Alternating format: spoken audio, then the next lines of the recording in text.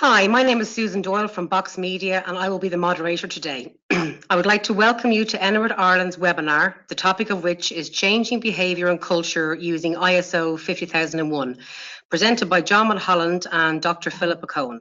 If you have a question, please type it in the question box and we will consolidate and ask John and Phillipa in the second half of the webinar. If there are any questions that we don't get answered during the webinar, we will follow up by email afterwards. The agenda will be as follows: opening introduction by Mike Brogan, presentation by John and Phillipa, followed by questions and answers. I will now hand you over to Mike. Hello everyone, and thank you for attending the webinar. My name is Mike Brogan. I'm CEO and co-founder of Enerit. We specialise in software for ISO 50001 energy management systems. And this webinar, as Susan has said, is brought to you by Enerit in conjunction with our media and communications partner, Box Media, who Susan works for. For today's webinar, the title is Changing Behaviour and Culture using ISO 50001. And this is an important topic, and I'm looking forward to hearing about it. And our speakers today are John Mulholland and Dr. Phillipa Coan. Just some introduction on the two speakers. John has worked in energy management for over 40 years. He is a leading consultant on behaviour change, energy auditing and ISO 50001. He is currently building an energy management system for a large retailer for application across 12 European countries. John regularly acts as an internal ISO 50001 auditor for companies and recently worked with the German consultant to introduce ISO 50001 to the industrial sector in Nigeria on behalf of the governments of Germany, Nigeria, and the European Union. And I've known John for a number of years now and enjoy working with him. Phillipa Coan. Phillipa's work focuses on the environmental aspects of corporate responsibility. As a psychologist, she puts people at the heart of an organization's environmental strategy. Phillipa is an expert in changing behavior and works alongside key stakeholders, decision makers, and employees to build the right corporate culture to meet sustainability objectives. Her doctoral research, for which she has won local and national awards, investigated how to accelerate environmental behavior change by causing behavioral chain reactions across home and work. In 2015, she set up Stride, a consultancy that combines best practice psychology with the more technical data-driven aspects of energy management and broader environmental sustainability. Beyond sustainability, Phillipa is also an established consultant in broader assessment, training, and organizational change. She has worked across sectors and industries including oil and gas, manufacturing, retail, engineering, healthcare, higher education, and financial services. Phillipa is also a visiting research fellow at Leeds University Business School and a chartered member of the British Psychological Society's Division of Occupational Psychology. And I'm really looking forward to hearing Phillipa's talk on behavioural change in energy management. So I'll pass you over to John and Phillipa now to give their presentations, and I'll come back to you then afterwards with your questions towards the end of the webinar. Okay, so John. Okay. Well, good afternoon, everyone, and thank you very much for joining this webinar. And thank you, Mike, for your introduction.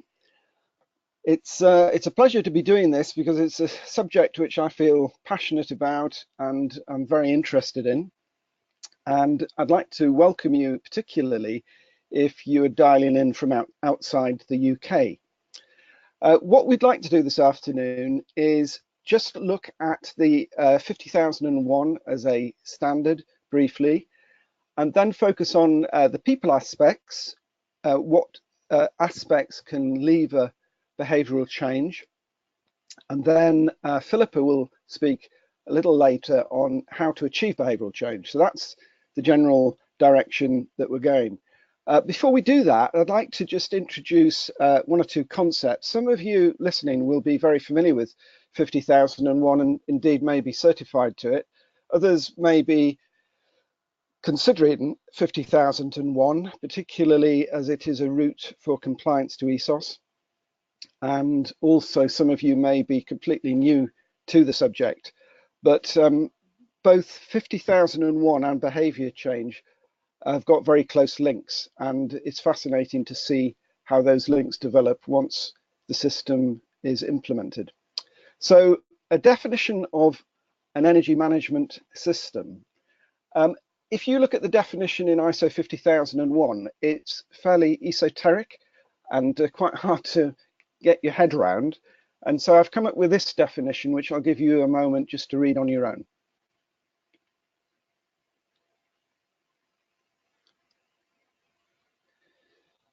Now you can see that the output or the goal is a continual improvement in energy performance.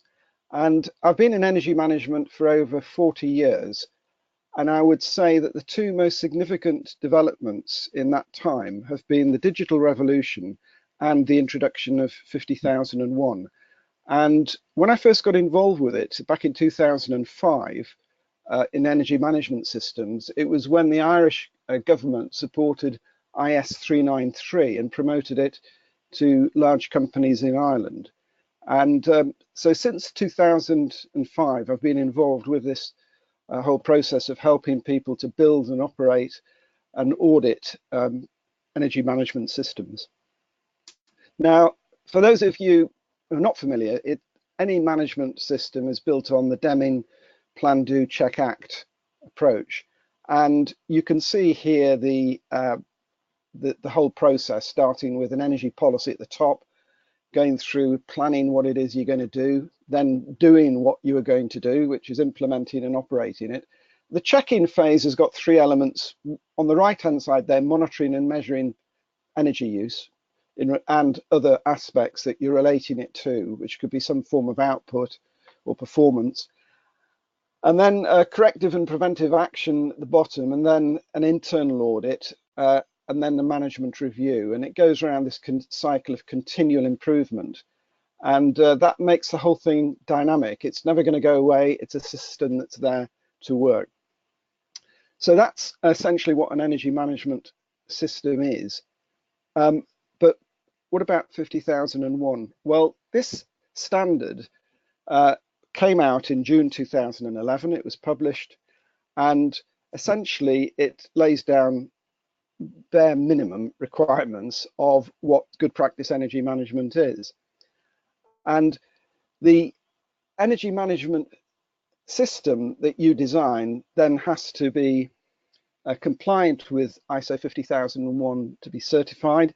And to do that, you need a certification body. There are certification bodies across the world who are accredited by national bodies. In the UK, it's UCAS. In Ireland, it's INAB. And in every country around the world, there will be some national body who does the accreditation. And in the UK, there are 16 certification bodies who are accredited to certify to 50001. One development is that the standard is under revision at the moment, and it will be coming out probably later this year in, I think, August of 2018. A new version will come out which contains the high-level structure which reflects changes across all standards, including ISO 14001, the environmental management standard. Apparently there's some wrangling going on about the legal requirements of the standard, and when you consider that all countries in the world have some input into the development or the revision of a standard, then you can imagine that it takes a bit of time. So it may be out in August, it may be delayed until next year, depending on when that is all sorted out.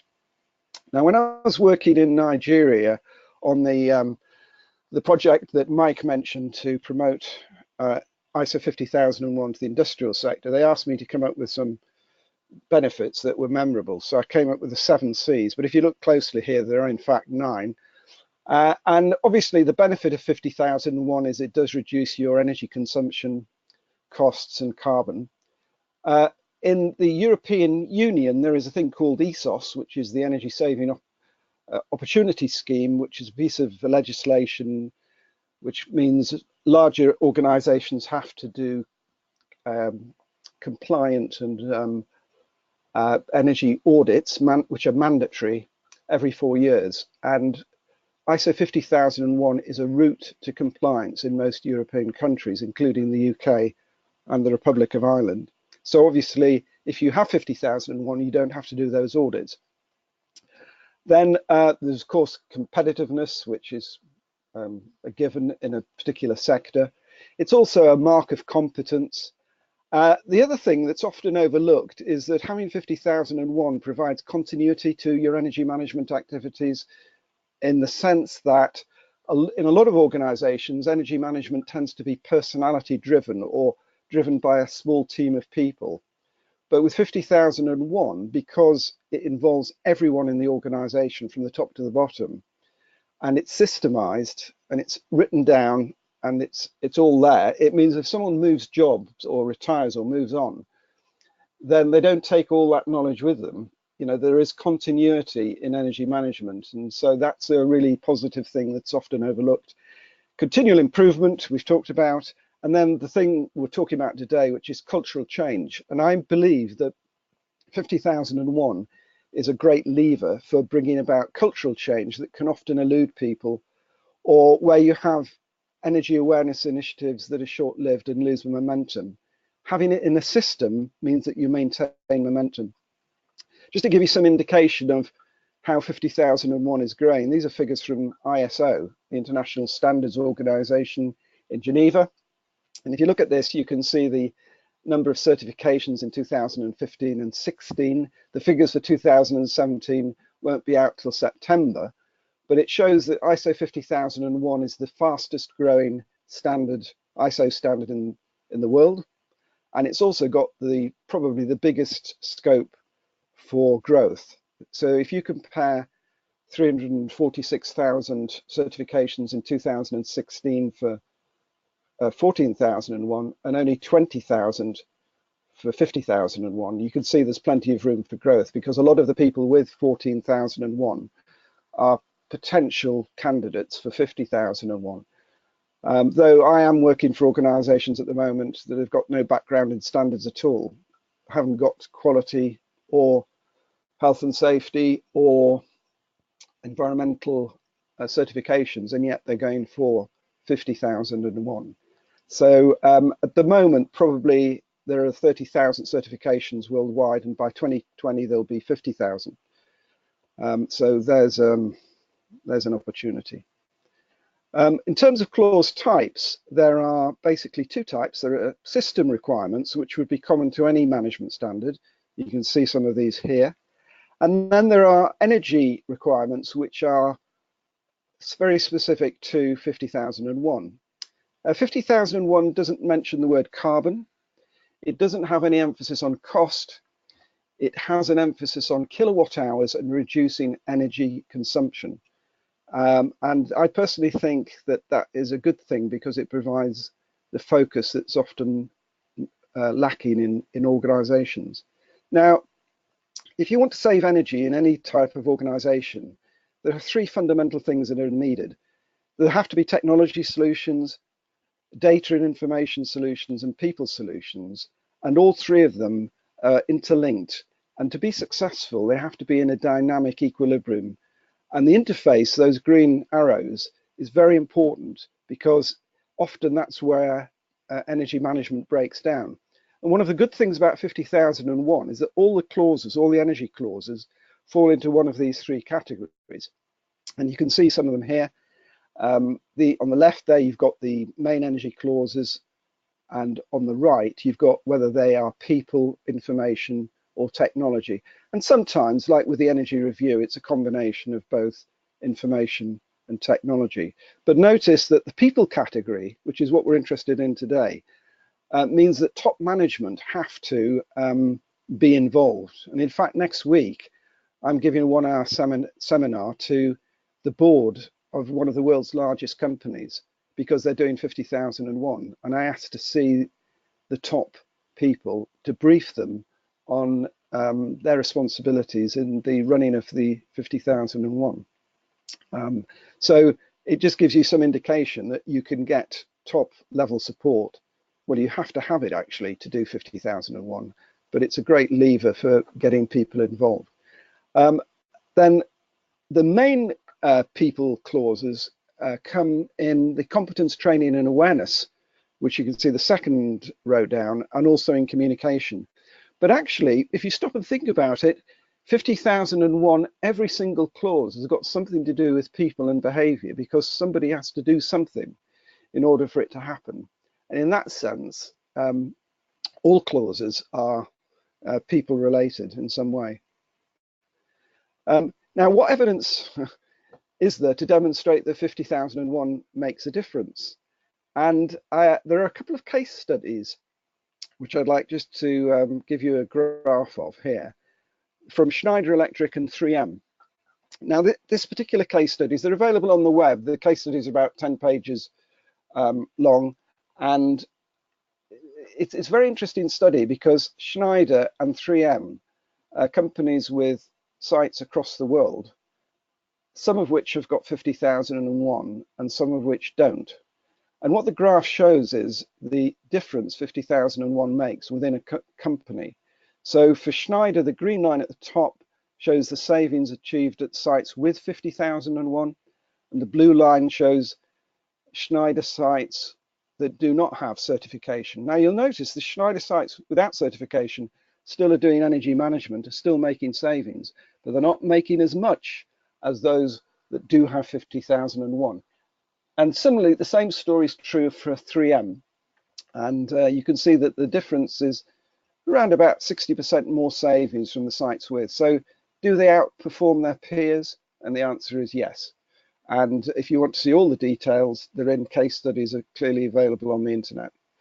And I think that's a good example of just quantifiable savings. And it might be a slide you might want to show to your senior management if you're trying to convince them that they should invest in 50,001. However, 50,001 is not for the faint-hearted, and I have been involved with a number of 50,001 initiatives where they started and then faltered because when they realized that it was going to involve some effort, that companies decided not to do it. So if you've got already a systems culture, and for instance you've got 14,001, then you might decide that you do have some understanding of what's involved. But for companies that don't, then it's sometimes a fairly steep learning curve to realize that they actually have to do this themselves. It can't be done externally. So top management I've already mentioned. There needs to be management representatives, though I might just add that in the new version of the standard that's coming out later this year, the requirement for a management representative is actually removed. And in my view, that's a really bad step, but that's the way it is. However, there's nothing to stop you putting in a management representative in the new standard if you wish to, just as an additional requirement. They do have an ENMS team in the new standard and the existing standard. And there are also a classification of people under competency are called significant energy users. These are people who, by their decision-making role or their hands-on control of significant energy equipment, would be called significant energy users. And in the ISO 50003, which is for certification bodies, they sometimes call these people ENMS effective personnel. But whatever you call them, these are the people that can make a difference in the organization, a significant difference, and therefore require particular type of training and help to do the job in terms of energy management, but also to run the ENMS, the energy management system. And then the other thing that's interesting about 50,001 is that everyone has to know about it. Everyone needs to know about 50,001. That's every employee, every contractor working on behalf of your organization. And often that can be met by things like face-to-face training, or it can be done by e-learning or some other method. But at the end of the day, an external auditor could pull one of your staff off a production line, for instance, or an office member of staff, and just say, tell me what you know about the energy policy in your organization. Do you have one? And this sort of thing. So the very fact that everyone has to know something means that it's a recipe for cultural change in the right direction. So if some of you will be familiar with the Pareto principle, the 80-20 rule. And if, for instance, you've got 100 buildings on a big site, you might find that 20% of the buildings use 80% of the energy. And similarly, in when you start to analyze the people aspects, you might find that 20% of your employees control 80% of the energy, and only and 80% control only 20%. So it can vary from organization to organization. For people in manufacturing, sometimes it could be that 10% control 90% or 95% of the energy. So it does vary a lot, and it's worth looking at that because it does provide some indication of where the focus should be. And this is the clause in yellow here, which is looks at the difference between significant energy users and what I call all energy users. And the training needs and the requirements in there are very specific and auditable, and you have to do them. And very often when people are putting in 50,001, they discover that that clause, they're probably not doing much at all, and they have to really beef it up. And the process of doing that starts to raise awareness. One of my clients I've been working on 50,001 since 2013 is Ibstock Brick, Britain's largest brick maker. They have a very large energy bill because of the nature of their operations. And one of the interesting spin-offs for them is that they've got this wheel here which shows the different key processes that bring about performance in the organization. And you can see top left there, energy performance was already in, which is a term used in 50,001. And one of the things I often ask them is, if you improve energy performance, how does that improve health and safety, environmental performance, waste elimination, asset utilization, and so on? And if you go through all the rest of the wheels, you can see that by improving energy performance, all the other things that are important to the business are improved as well. And it's important to make that link to business objectives as part of 50,001. And my last slide before I hand over to Phillipa is a quote here from Ibstock Brick. When they embarked on 50,001, I don't think they really understood that it was going to bring about the culture change that it did. And this is a quote from the Quality, Environmental and Energy Manager at Ibstock. And on that note, I would like to now hand over to Phillipa Coan, who will then expand on the behavioural aspects. Thank you. Hello, everybody. Good afternoon. I have already had an introduction, so I'm just going to dive straight into my slides. As John has said, I just want to reiterate the point that when considering ISO 50001, not only are there explicit references to people within various awareness and employee clauses, but essentially all clauses ultimately involve someone doing something. So it's really important to take that on board. Again, as John mentioned, in order to get significant energy savings, one really has to focus on the interaction between people, technology, and data. And in my experience, often technology tends to be right at the forefront, and often the people components tend to be slightly neglected. My first slide really is trying to explore why the people aspect is important. First of all, if we do just solely focus on technology, there really is possibilities here that technology won't achieve the predicted savings, and this happens time and time again for various reasons. First of all, there's no guarantee that individuals will use or accept new technology, and there's countless examples of this. I mean, I was speaking to someone a few weeks ago now who was saying they'd introduced alarm systems in their organization so that if certain office doors were left open, an alarm would go off. But rather than that changing people's behavior and them closing the doors behind them, it simply led to them dismantling the alarm systems and trampling on them to remove the inconvenient noise being made. So certainly trying to include people in the decision making of why technology is being introduced and how it's going to benefit them is really key. Another reason here is there's a danger of a rebound effect or the take back factor. And a good example here is when technology might be used, for example, to retain more heat in a room so that employees can turn down the heating dial. But actually what happens is employees don't touch the dial at all and just enjoy the warmer temperatures. Secondly, we have to appreciate that the workplace really is an ideal context for creating behavioural patterns, especially new behaviour patterns.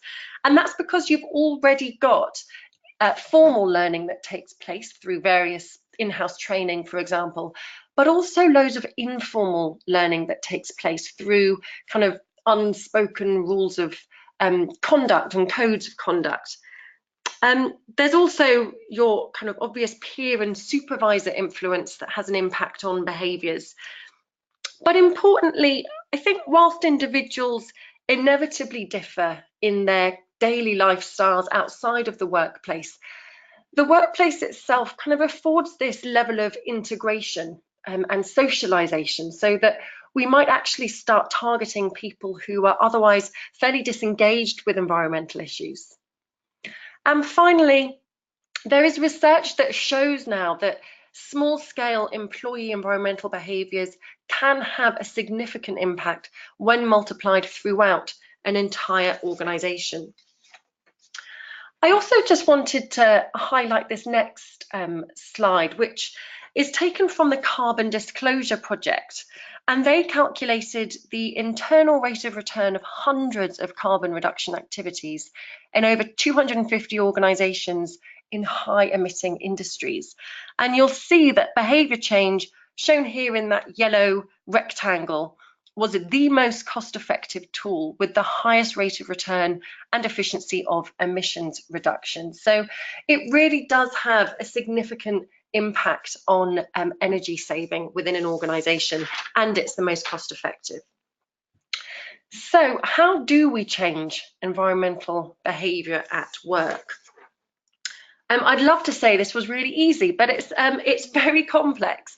So what I want to do is first of all go through the process of driving change. And I thought the best way of doing this was to present two organisations, one that doesn't quite take as rigorous an approach, and the second that does. And hopefully you'll see in the second example how ISO 50001 can help with the complexities involved. So organisation A, say they've recognised that there's a behavioural challenge, and they perhaps target some energy efficient behaviours typical for the workspace, be it an office or a factory or what have you, and they'll introduce an energy saving intervention based on perhaps things they've read or heard that have changed behaviour for others.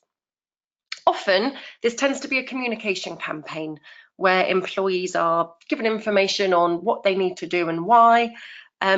Perhaps they have some posters to cue behaviour and some energy champions that are appointed to monitor progress. So I don't know how familiar this is to those of you listening, but it just simply won't be successful in the long term for many reasons. But as I said before, it's a far more complex task that involves a lot more analysis that needs to be carried out before an intervention is selected. So if we compare this process to organisation B, they have similarly recognised there are some behaviours that need changing. And they, rather than diving straight in to that intervention, they will try and work out who is their target audience. Now, you'll start to see as I talk through this, the mapping to ISO 50001 here. So first of all, they will identify who their significant energy users are and who all other users are. And this is often the whole organisation. Having done that, they then explore what behaviours they actually need to change. So in order to select these, one needs to consider what behaviours are going to have the biggest impact. And if one looks at the targets set by the ISO 50001, what behaviours are going to have the biggest impact on those targets? Also, what behaviours do employees have control over? So if there are, for example, automated systems in place, then targeting switching off lights before leaving a room obviously is not going to be effective here because they're already being controlled centrally. Also, one needs to consider what behaviours currently have low uptake. Now, you'll tend to find in an organisation there are some energy efficient behaviours that actually generally are being carried out. So those ones you probably don't want to be focusing on because you won't see that step change. And finally, and really importantly, what behaviours are measurable? How can we monitor progress towards our targets and check that these behaviours are actually having an impact on overall energy performance? But then you need to go a step further. So once you've identified what your behaviours are, you then need to specify these behaviours. So who needs to do what differently, and what exactly do they need to do? When do they need to do it? Where do they need to do it? How often? With whom? You see that it almost creates this routine surrounding the behaviour so that individuals know exactly when they should be doing their behaviour, and it kind of cues that behaviour. Then you look at the context. First of all, you'll consider the capabilities of your target audience, and again, linking back to ISO 50001, this also requires that you identify training needs and existing competence, and this is exactly what one needs to do. So do we need to upskill certain employees in order to carry out these new energy saving behaviours? Then what are the opportunities afforded within your context, both in terms of the physical workplace environment? So are there, for example, physical barriers that need to be removed, more resources provided, etc.? And also, what are the social opportunities? So what are the current social norms, the current culture regarding energy performance? Are there changes that need to be required, or are there aspects that we can kind of latch on to? Are there significant norms in certain areas that we can try and link energy saving behaviours to? And finally, what are the motivations of your target audience? And I'm going to come on to this in a little bit more detail in another slide, but this will really help inform your communications, which again is another key clause within ISO 50001. So it's only until you've carried out all this analysis that you then select your energy saving interventions. And just this last area was based on the COM-B model. So I'm now going to move on to going through some key behaviour change strategies. Now, some of these you'll be familiar with, but it's quite helpful to look through these in a little bit more detail. And as we've said before, any questions you have where I don't go into enough detail or provide enough examples, do just ask me at the end. So the first strategy is convenience, and this quite simply is making choices as convenient and easy as possible. You may have come across Taylor and Sunstein's book Nudge, but they very much popularized this notion of changing the framing, design and presentation of choices to try and help individuals choose the optimal one. And this is often done through changing default options, because we tend to pick the option that requires the least effort. It's called the status quo bias, and it's why opt-out strategies are far more successful than opt-in strategies. So changing default options, both in terms of printer settings to black and white, double-sided, thermostat settings to be set between 18 and 21, and air conditioning only to come on if temperatures exceed 24, for example. Also removing external barriers. Now, quite simply, organisations that have say the best cycling to work rates are those that provide the best showering facilities and best security for bikes. In fact, one study has found that office recycling was increased from 28% to 94% simply by moving recycling receptacles from a central location to employees' desks. So it's taking that same approach and applying it to energy saving behaviours. It's also important to try and make the poor environmental behaviour inconvenient. And one study actually found in Canada that by simply increasing the time delay in lift doors to close, people just got bored and used the stairs instead. So even simple things, by making it difficult or inconvenient for people, you can nudge people in other ways that are more environmentally sound. Similarly, moving printers, for example, to another floor to make it inconvenient for people to print, moving car parking spaces further away from the entrance to the office building, all those kinds of things.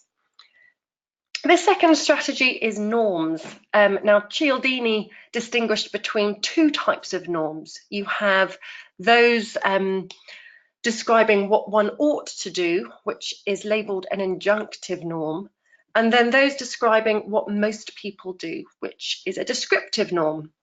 Now, I'm sure you're familiar with this study by Goldstein et al., but it really helps to illustrate the need for different types of norms. So Goldstein et al. Wanted to explore how to increase the reuse of towels in hotels.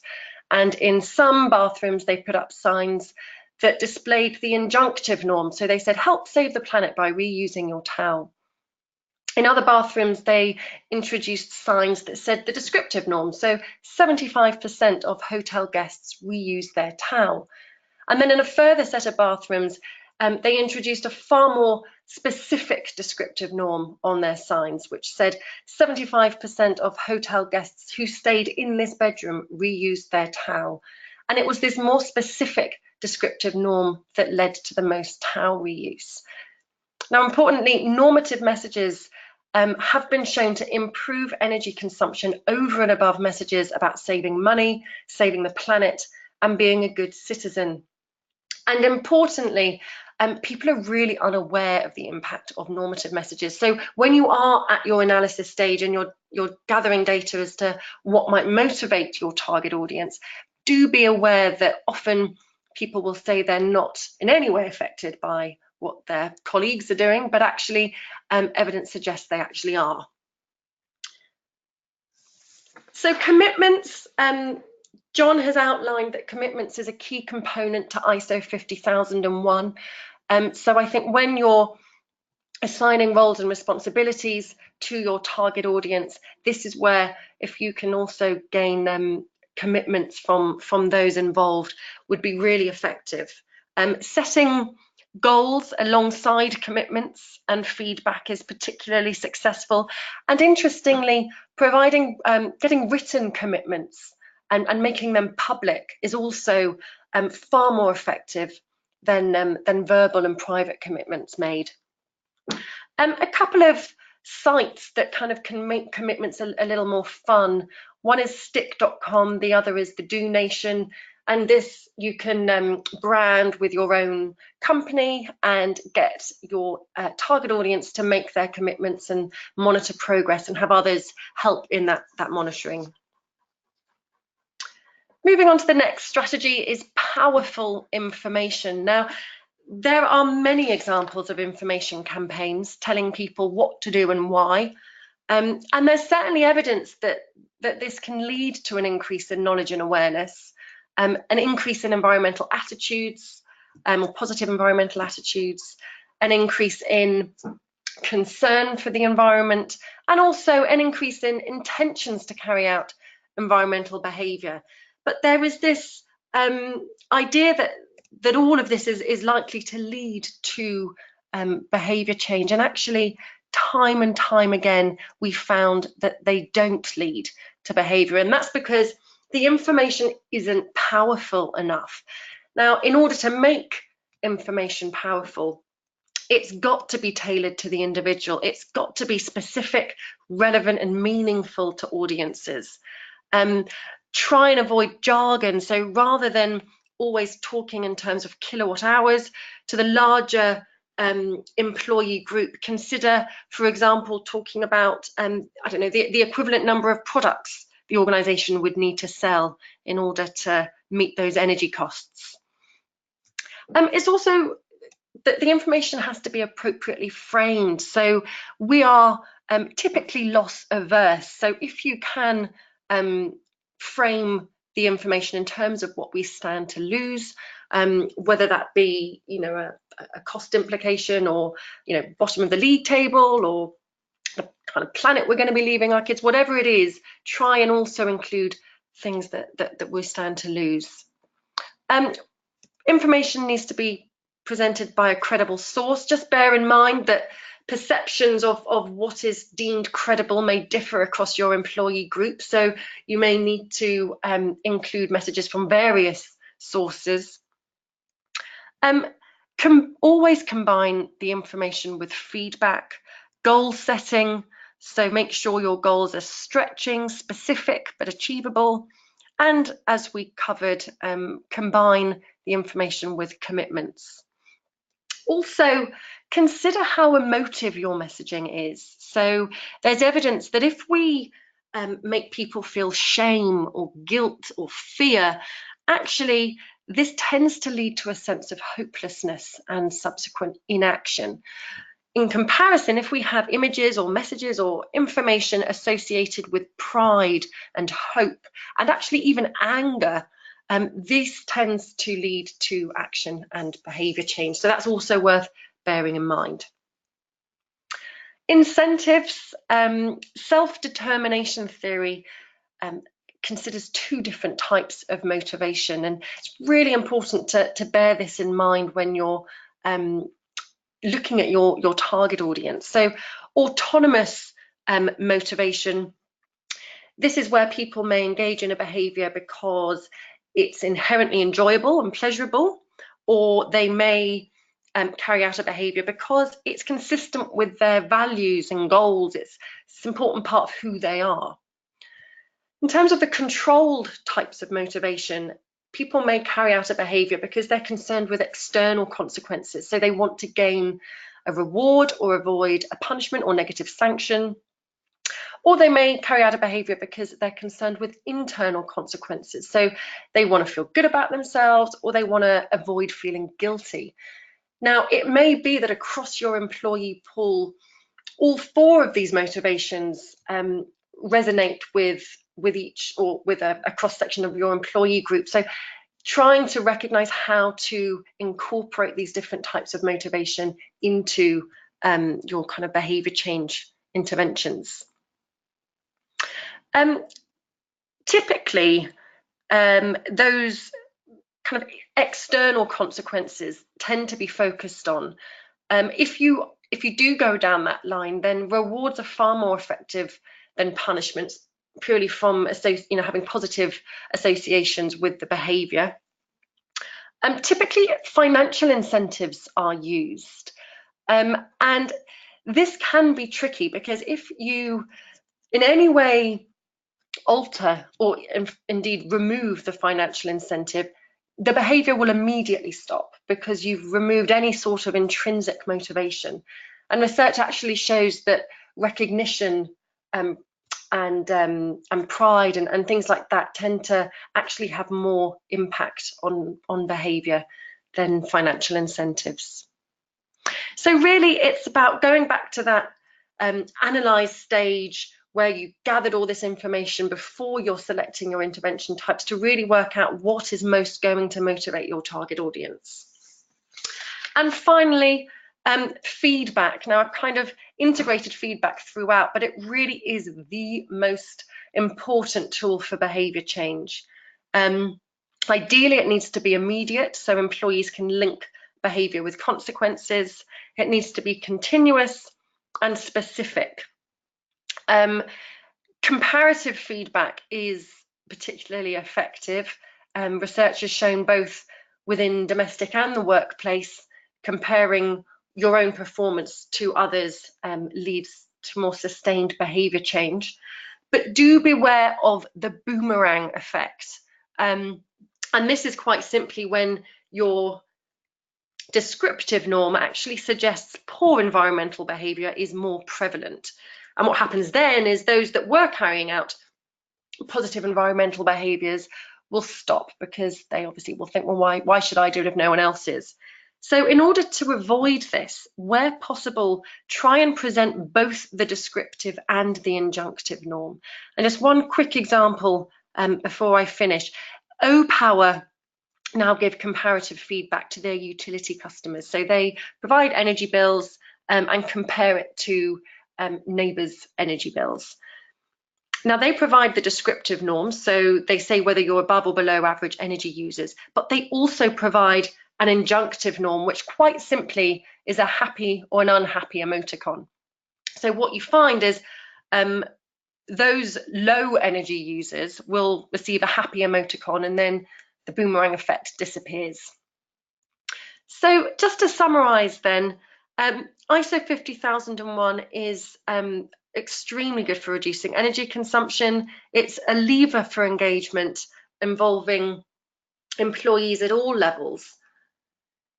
When considering how to change behaviour and how to fully engage people within ISO 50001, consider your target audience, specify what behaviours need to change in order for success. Consider your social and workplace context. The most effective behaviour change strategies are tailored, always provide feedback, and a combination of strategies are most effective. Okay, thank you very much. I'm going to hand back over to Mike and Susan for the questions. Okay, great. Thanks, Phillipa, for that. That was and John, two excellent presentations. I'd like to really thank them for the insightful presentations, and I think to give us a fresh look as well at ISO 50001. I think there's a lot of people in the audience here who are expert practitioners of ISO 50001 within their own organizations, but I think this will give them some more impetus and momentum to do further good work within their companies. Just to say that a copy of the webinar, the webinar has been recorded and it will be sent out to everybody that attends. Now, what I'd like to do is just do some questions.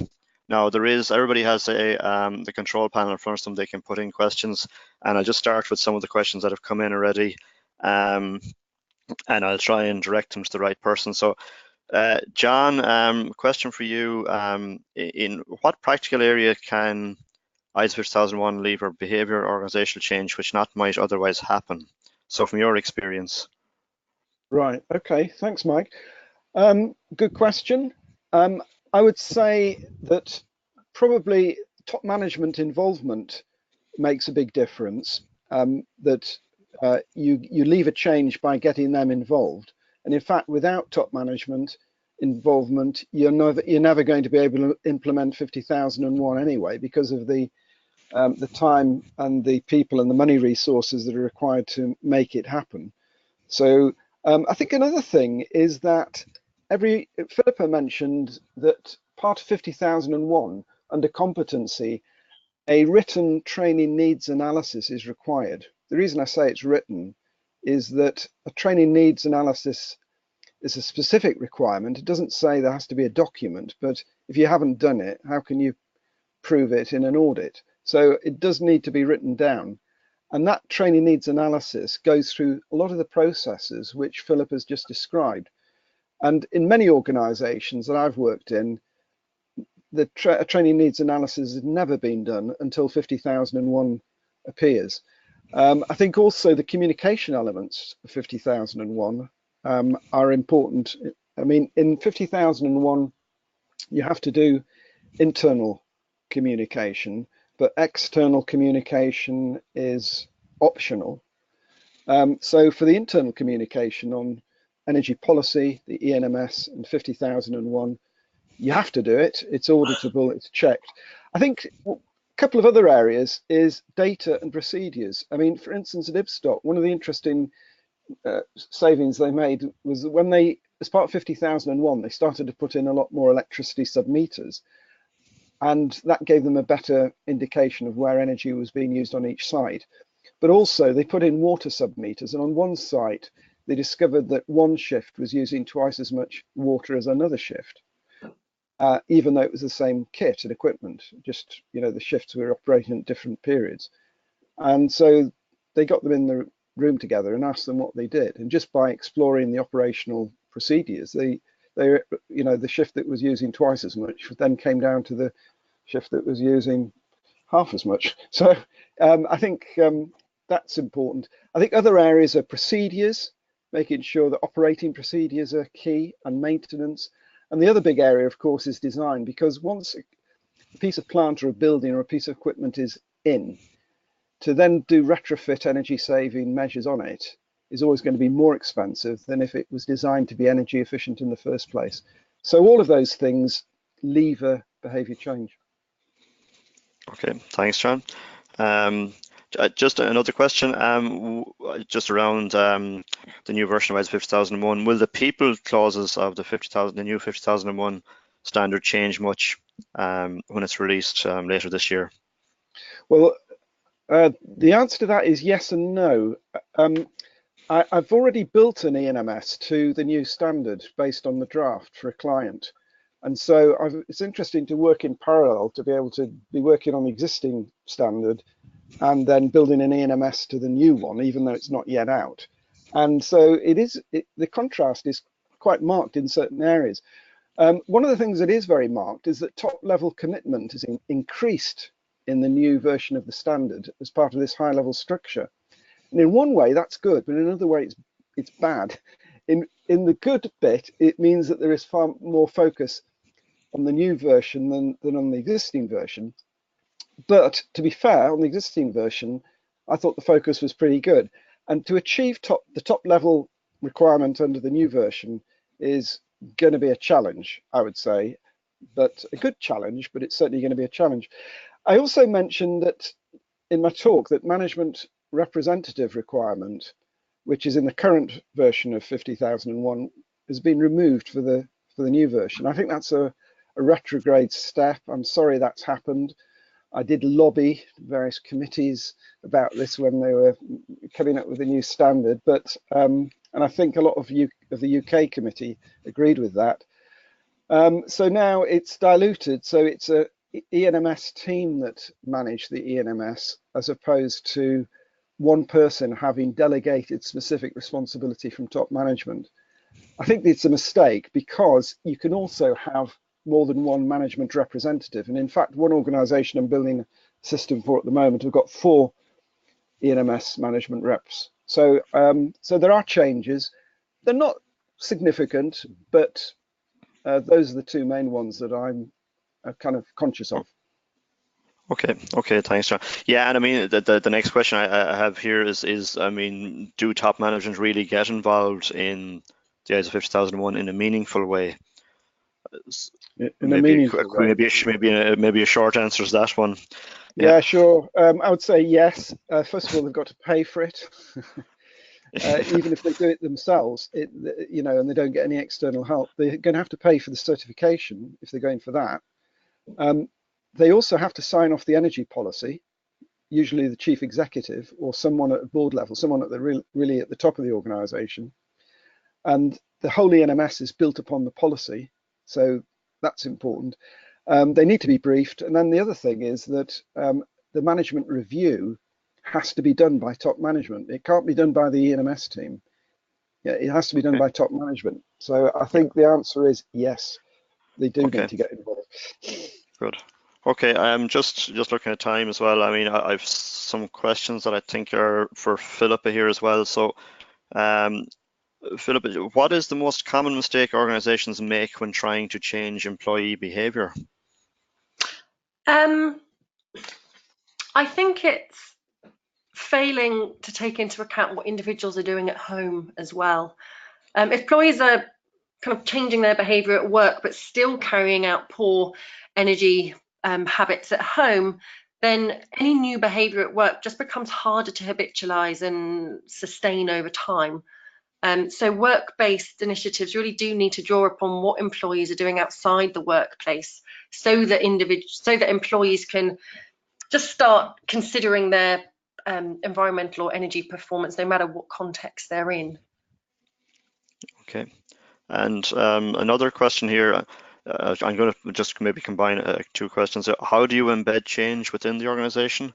And there's also just one there just about how long does it usually take, if that's possible to answer, to bring about behavioral change?